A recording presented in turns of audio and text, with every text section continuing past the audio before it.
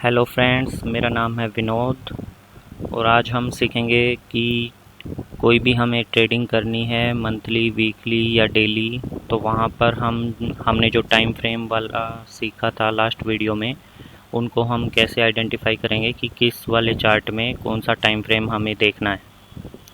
तो फ्रेंड्स, मैंने बिल्कुल फर्स्ट वीडियो में बताया था अगर हमें मंथली ट्रेडिंग करनी है तो हमें कौन से चार्ट देखने होते हैं, वीकली ट्रेडिंग करनी है कौन से चार्ट देखने होते हैं और डेली ट्रेडिंग में कौन से चार्ट देखने होते हैं। ये हम डिस्कस कर चुके हैं बिल्कुल फर्स्ट वीडियो में। तो अब हम इस वीडियो में ये सीखेंगे कि जैसे मंथली ट्रेडिंग हम कर रहे हैं तो वहाँ पे हमें monthly chart, weekly chart, daily chart, ये 3 चार्ट देखने होते हैं। बट इन 3 चार्टों पे टाइम फ्रेम को हम कैसे देखेंगे।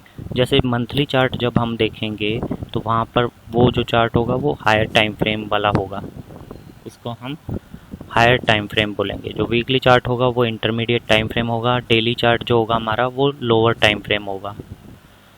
तो ये चार्ट जो आप ट्रेडिंग, ये डिपेंड करेगा आप कौन सी ट्रेडिंग कर रहे हो। जोन से भी आप ट्रेडिंग करोगे उस हिसाब से हमारे जो टाइम फ्रेम्स हैं वो चेंज हो जाएंगे। ये जैसे मंथली ट्रेडिंग है, सिमिलरली वीकली ट्रेडिंग अगर आप करते हो तो उसमें आपको वीकली चार्ट देखना होता है, डेली चार्ट देखना होता है और आवरली चार्ट देखना होता है। अब हायर टाइम फ्रेम, लो इंटरमीडिएट टाइम फ्रेम और लोअर टाइम फ्रेम। ये हायर टाइम फ्रेम अब यहाँ पे वीकली चार्ट बन जाएगा, intermediate time frame daily chart बन जाएगा, लोअर टाइम फ्रेम जो होगा वो आवरली चार्ट बन जाएगा। सेम इसी तरह डेली ट्रेडिंग में यहाँ पर हमें ये चार्ट देखने होते हैं, डेली चार्ट, फिर आवरली चार्ट और उसके बाद में 15 मिनट्स का चार्ट। तो जो हायर टाइम फ्रेम है अब वो बन जाएगा daily chart, intermediate time frame बन जाएगा आवरली का चार्ट और लोअर टाइम फ्रेम बन जाएगा 15 मिनट्स का चार्ट। तो मैं इसको आपको प्रैक्टिकली भी समझाऊंगा करके कि कैसे हम यहाँ पे चार्ट पे देख सकते हैं इसको, टाइम फ्रेम्स को। तो चलिए एक स्टॉक उठा लेते हैं, HDFC बैंक का ये पिक कर लेते हैं स्टॉक।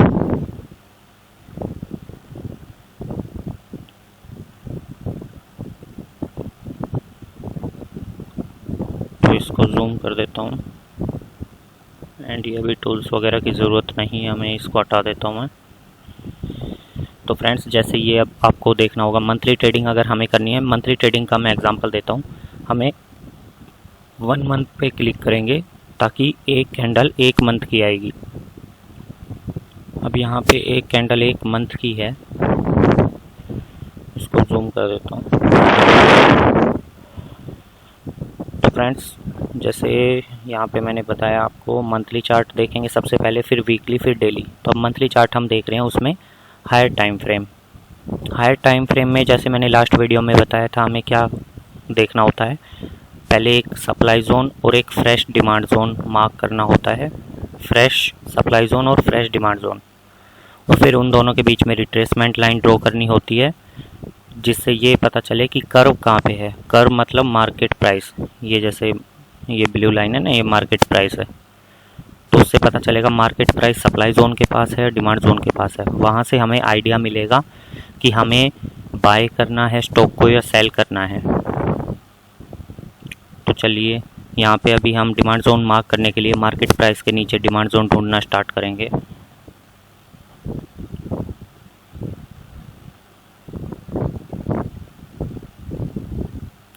तो ये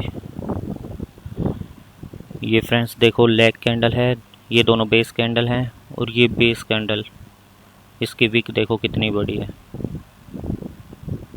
यहाँ पे जोन मिलना मुश्किल है, प्राइस के नीचे ढूंढना है हमें, प्राइस के ऊपर नहीं देखना है। करंट मार्केट प्राइस वाली लाइन ये है, इसके नीचे ढूंढना है जोन।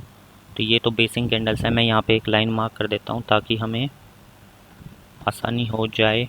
उसके नीचे हम देखते जाएंगे जोन, इसको मैं ग्रीन कलर दे देता हूँ।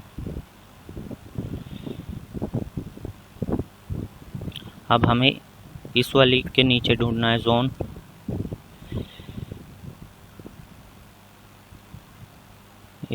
इसके नीचे तो यहाँ पे देखते हैं ये base candle, base candle, leg candle, base candle,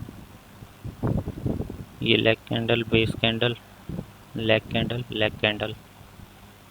अब यहाँ पे जोन तो है बट यहाँ पे काफ़ी सारी बेस कैंडल्स हैं। अभी के लिए मैं आपको ये नहीं बता रहा हूँ कि कौन सा जोन सही रहेगा और कौन सा जोन परफेक्ट नहीं रहेगा। अभी के लिए जोन मार्क करना बता रहा हूँ आपको। ये higher time frame, lower time frame, intermediate time frame, ये सीखना है। उसके लिए एक एग्जांपल ले लेते हैं। जैसे मैं ये जोन मार्क कर रहा हूँ, अब यहाँ पे इस जोन मार्क करने के लिए मैं ये टूल ले लेता हूँ। हमें ये जितनी भी बेसिक कैंडल्स हैं, इनका सबसे हाईएस्ट जो बॉडी पार्ट है वो ये वाला है, इस वाली बेस कैंडल का है। यहाँ से लेके और ये यहाँ तक मार्क करेंगे, लेगिन कैंडल की विक तक।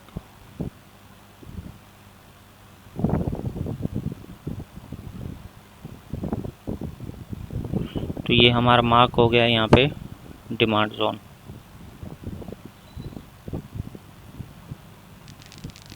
जो लेगिन कैंडल है उसका बॉडी पार्ट जोन से बाहर है, ये लेगिन कैंडल ही रहेगी और ये वाली लेग आउट कैंडल है, ये जोन बन गया है।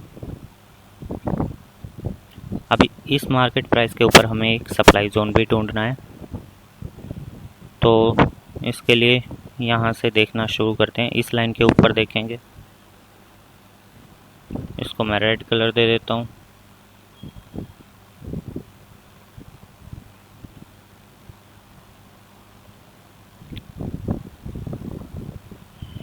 तो इस लाइन के ऊपर चार्ट को और छोटा कर लेता हूँ।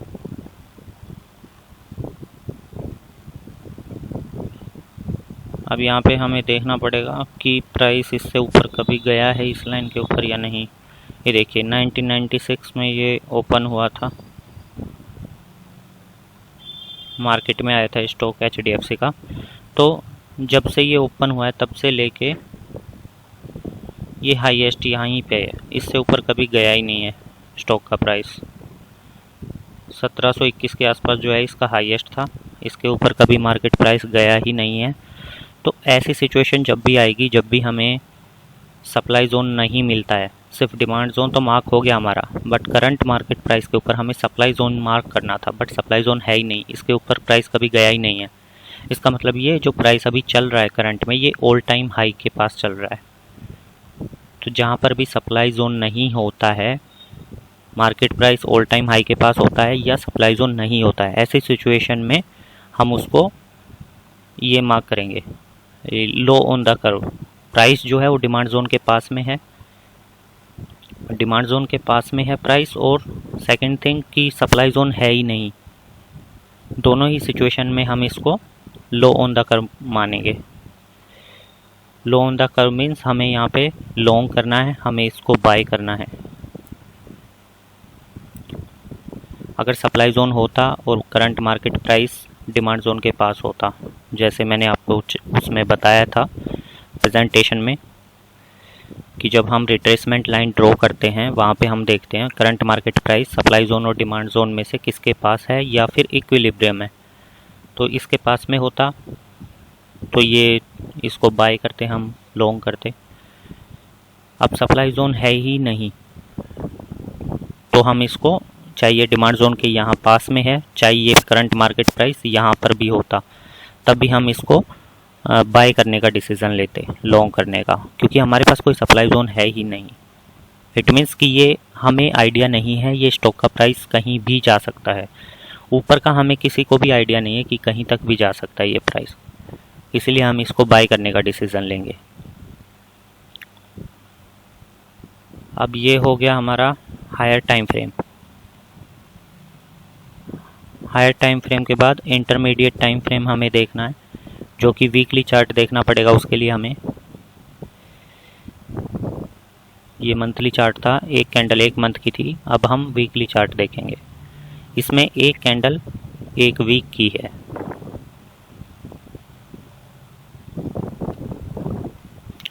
इंटरमीडिएट टाइम फ्रेम में हमें क्या करना होता है, जैसे मैंने आपको बताया था लास्ट वीडियो में कि 7वीं कैंडल से लेके, ये वाली फर्स्ट कैंडल है, ये second, third, fourth, fifth, sixth, seventh, ये 7वीं कैंडल हो गई हमारी।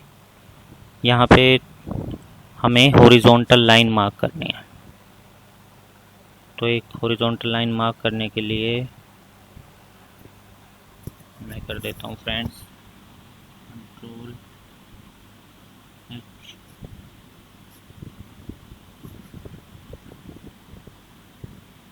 यहाँ पे मार्क करेंगे Alt H।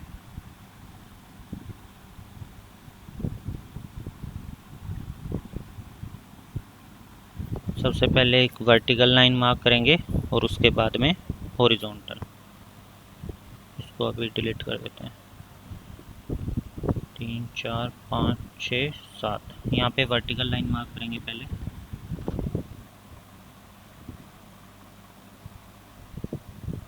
ठीक है, एक मूविंग एवरेज लगा लेते हैं इसमें टूल। मूविंग एवरेज हमें लेना होगा।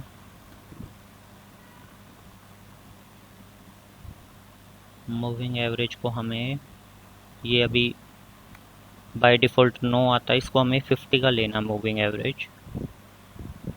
और इसको थोड़ा सा हम डार्क कर देते हैं ताकि समझ में आ जाए। ये हो गई हमारी मूविंग एवरेज।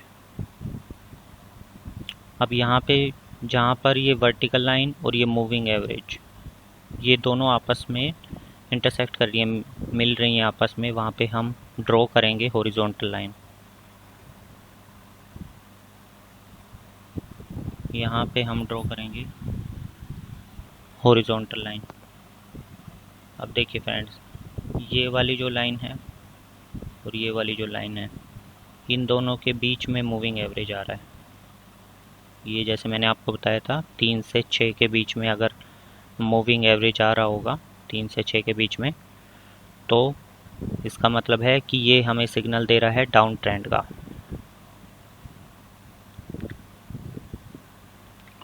ये हमें डाउन ट्रेंड का सिग्नल दे रहा है।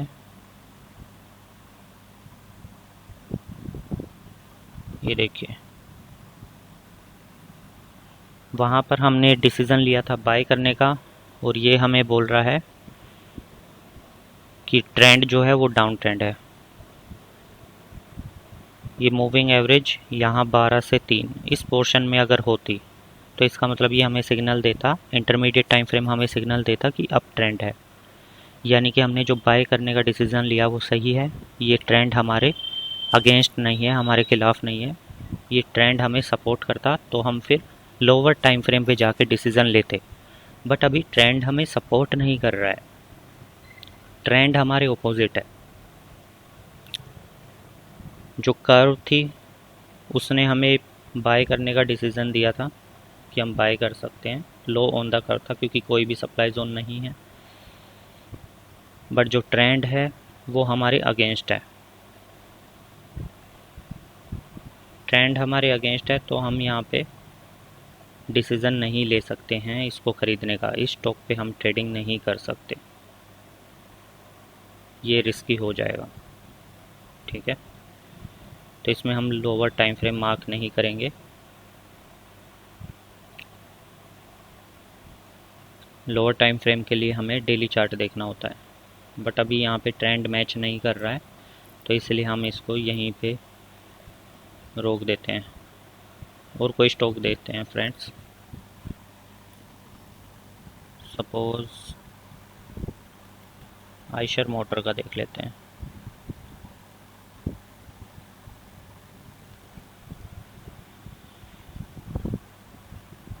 ठीक है, इसमें वही सेम फार्मूला मैं आपको बताता हूँ। मंथली चार्ट ओपन करेंगे, करंट मार्केट प्राइस अभी यहाँ पे चल रहा है, इसके नीचे हमें डिमांड जोन ढूंढना होता है।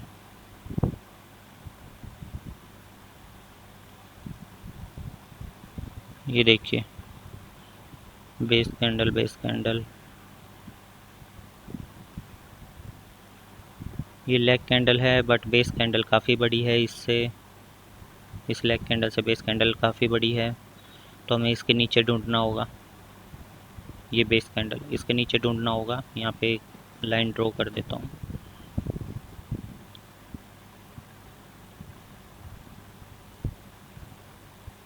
इसके नीचे ढूंढेंगे,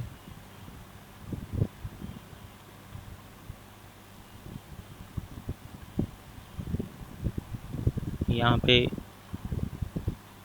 अब हमें इसके नीचे ढूंढना होगा, क्योंकि ये जो जोन था ये ऑलरेडी यहाँ पे इस लाइन ने टच कर दिया है, ये फ्रेश नहीं है ये जोन। हमें इसके नीचे ढूंढना होगा जहाँ पे किसी कैंडल ने उसको टच नहीं किया उस जोन को। तो यहाँ पे चलेंगे,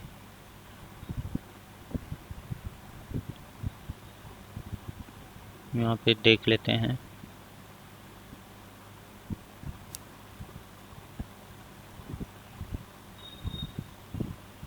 तो यहाँ पे फ्रेंड्स ये जो ये वाली कैंडल है बेस कैंडल है, और ये वाला इसका भी बॉडी पार्ट इसके इक्वल लग रहा है विक के, ये भी बेस कैंडल है एंड ये भी बेस कैंडल ही कंसिडर करेंगे, क्योंकि सभी कैंडल छोटी छोटी हैं यहाँ पे। जैसे इसकी स्ट्रेंथ है ऐसी स्ट्रेंथ वाली हमें कैंडल देखनी होगी यहाँ पे जोन मार्क करने के लिए। तो हमें इसके नीचे चलना होगा। चार्ट को कर लेते हैं छोटा।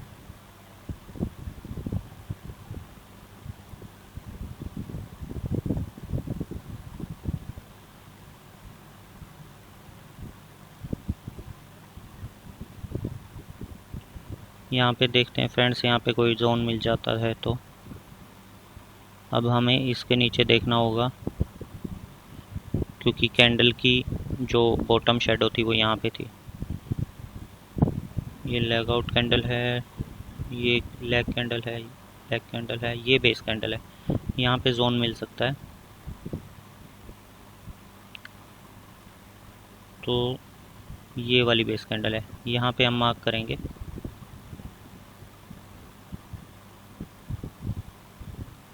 यहाँ से लेके यहाँ तक,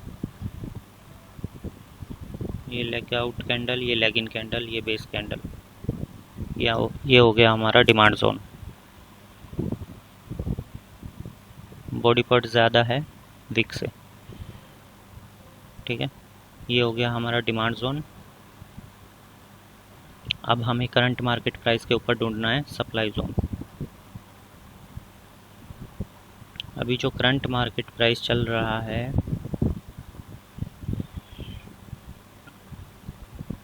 करंट मार्केट प्राइस यहाँ चल रहा है, हमारा डिमांड जोन यहाँ पर है।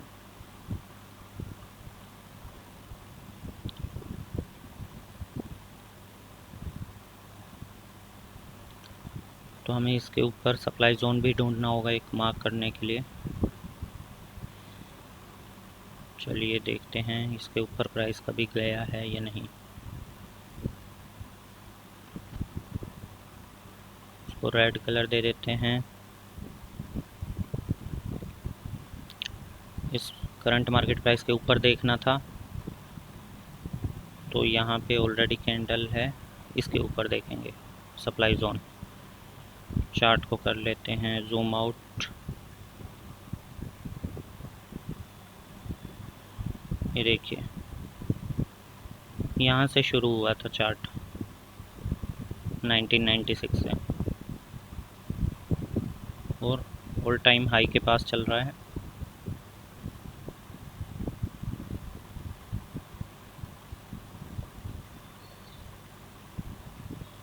तो इसमें वही सिचुएशन है सेम जो HDFC बैंक वाले चार्ट में थी। कोई सप्लाई जोन यहाँ पे नहीं है, तो हम इसको बाय करने का ही डिसीज़न लेंगे, क्योंकि प्राइस जो है वहाँ पे कोई सप्लाई जोन नहीं है, ऑल टाइम हाई के पास चल रहा है। तो हमें नहीं पता है ये कहाँ तक जा सकता है, ऊपर कहीं तक भी जा सकता है। अगर सप्लाई जोन होता तो हम एक आइडिया लगा पाते कि प्राइस जो है यहाँ तक आएगा, यहाँ पर सप्लाई जोन है, यहाँ से फिर से प्राइस के नीचे आने के चांसेस हैं। बट अभी कोई सप्लाई जोन नहीं है, तो प्राइस कहीं तक भी ऊपर जा सकता है, हम उसका कोई अभी आइडिया नहीं लगा सकते हैं। इसीलिए हम इसको बाय करने का डिसीज़न लेंगे यहाँ पे हायर टाइम फ्रेम पे। अब चलते हैं इंटरमीडिएट टाइम फ्रेम पे, वीकली चार्ट ओपन करेंगे।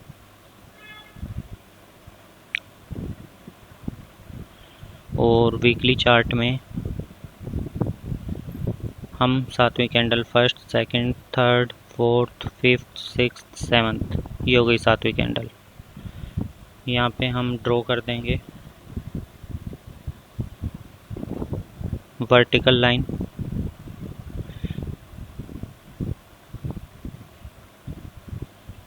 ठीक है, ये वर्टिकल लाइन ड्रॉ कर दी हमने। अब ये हमारा मूविंग एवरेज है, ब्लू कलर वाली जो लाइन है। वर्टिकल लाइन और मूविंग एवरेज जहाँ पे एक दूसरे को काट रही होंगी वहाँ पे हम हॉरिजॉन्टल लाइन ड्रॉ करेंगे। मीन्स यहाँ पे हम ड्रॉ कर देंगे हॉरिजॉन्टल लाइन।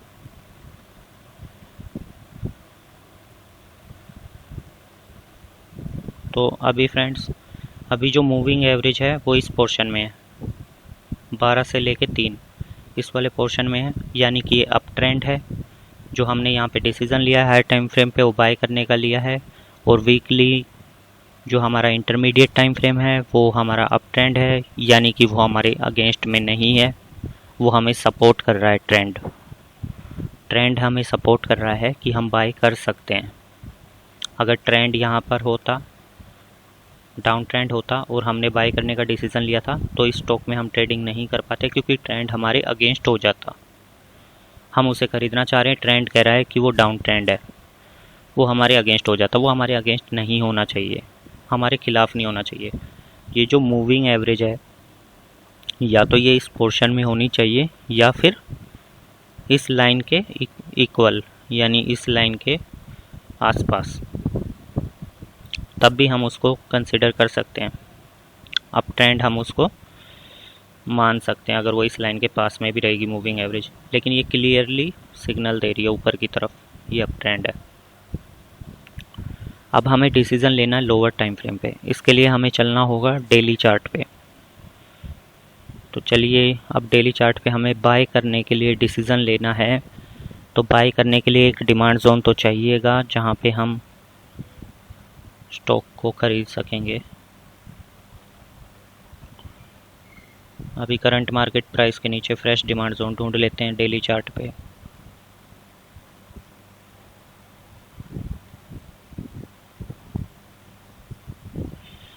ये करंट मार्केट प्राइस है, इसके नीचे, इस कैंडल की विक के नीचे हमें ढूंढना होगा जोन। ये हटा देता हूँ, इसके नीचे जोन ढूंढना होगा।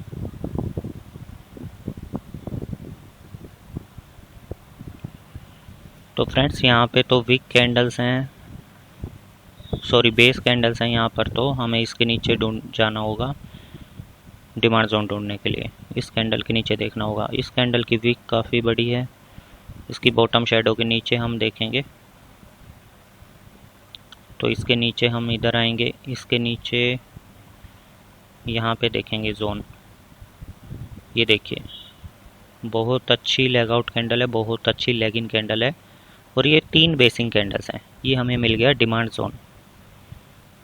तो यहाँ पे हम प्राइस रेंज में जाके, ये अपर बॉडी पार्ट है, इस वाली का हाईएस्ट है, बेसिंग कैंडल का जो बॉडी पार्ट है वो हाईएस्ट इसका है, यहाँ से लेके, और जिसका लोवेस्ट विक है, जिसकी बॉटम शेडो सबसे नीचे है इस वाले कैंडल की, यहाँ तक मार्क करेंगे। ये हमारा हो गया है डिमांड जोन।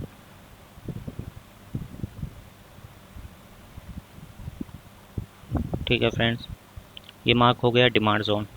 अब जब कभी भी, इसको हटा देता हूँ, जब कभी भी प्राइस इस जोन में आएगा, यहाँ से इस जोन में जब कभी भी प्राइस आएगा तो हम वहाँ पर बाय करेंगे। ठीक है फ्रेंड्स, स्टॉप लॉस कहाँ पर रखना है, एंट्री पॉइंट कहाँ पे होना चाहिए, और टारगेट कितना रखना है वो हम आगे सीखेंगे। अभी के लिए ये प्रैक्टिस कीजिए जो हमने अभी सीखा है कि मंथली ट्रेडिंग हमें करनी है तो मंथली चार्ट हमें देखना होता है, वहाँ पे हायर टाइम फ्रेम होता है। वीकली चार्ट जो हम देखते हैं वो इंटरमीडिएट टाइम फ्रेम होता है, जो डेली चार्ट हम देखते हैं वो लोअर टाइम फ्रेम होता है, यहाँ पे जहाँ पे हम डिसीज़न लेते हैं, लोअर टाइम फ्रेम। ठीक है, हायर टाइम फ्रेम हम कर्व को एनालिसिस करने के लिए देखते हैं। हायर टाइम फ्रेम की कर्व कहाँ पे है, मार्केट प्राइस जो चल रहा है वो हाई ऑन द कर्व है या लो ऑन द कर्व है या फिर इक्विलिब्रियम है। इंटरमीडिएट टाइम फ्रेम हम ट्रेंड को एनालिसिस करने के लिए देखते हैं कि ट्रेंड अप ट्रेंड है, डाउन ट्रेंड है या साइडवेज है। लोअर टाइम फ्रेम पे हम डिसीज़न लेते हैं। ठीक है फ्रेंड्स, मिलते हैं नेक्स्ट वीडियो में। तब तक के लिए आप प्रैक्टिस कीजिए। कोई डाउट आ रहा है तो कमेंट करके बताइए। मैं आपको बिल्कुल एक एक चीज़ समझाने की कोशिश कर रहा हूँ। बिल्कुल फ्री ऑफ कॉस्ट आपको ये कोर्स मैं दे रहा हूँ प्रोफेशनल ट्रेडिंग का। ओके फ्रेंड्स, मिलते हैं नेक्स्ट वीडियो में।